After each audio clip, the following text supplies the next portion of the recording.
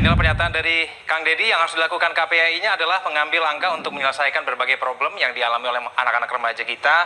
Apakah itu karena problem di rumahnya, problem di sekolahnya yang akhirnya mengarah pada tindak kriminal. Bu Ai mungkin bisa menanggapi, KPAI diminta untuk turun tangan langsung untuk kemudian mengurusin, tidak hanya ngurusin persoalan tempat tidur dan sejenisnya, tapi kemudian juga harus mengambil langkah untuk menyelesaikan berbagai problem yang dialami oleh anak-anak. Tanggapan Bu Ai, silakan.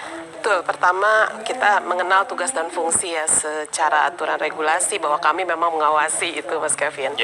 Dan dalam konteks pengawasan ini jelas kami selalu mengapresiasi inovasi regulasi ya, program kebijakan maupun bentuk-bentuk partisipasi yang melibatkan anak dalam setiap bentuk pemerintahan yang sedang berinteraksi dan melakukan langkah-langkah untuk anak Indonesia. Nah, dengan kategori itulah kami melihat apakah program ini sesuai dengan regulasi kita atau tidak. Kan tentu ini yang menjadi landasan utama, pedoman utama. Anak-anak yang seperti apa yang hari ini sedang disasar, itu yang paling saya lihat sebagai implementasi utama pengawasan KPAI. Dan betul ketika kami awasi yang disebut terminologi anak nakal, itu sebetulnya sudah jauh kita tinggalkan sejak 97. Kita berubah pada anak yang berhadapan dengan hukum, mereka membutuhkan perlakuan khusus, dan mereka anak-anak yang membutuhkan perlakuan-perlakuan yang istimewa ya, kalau kita mengenal secara inklusi.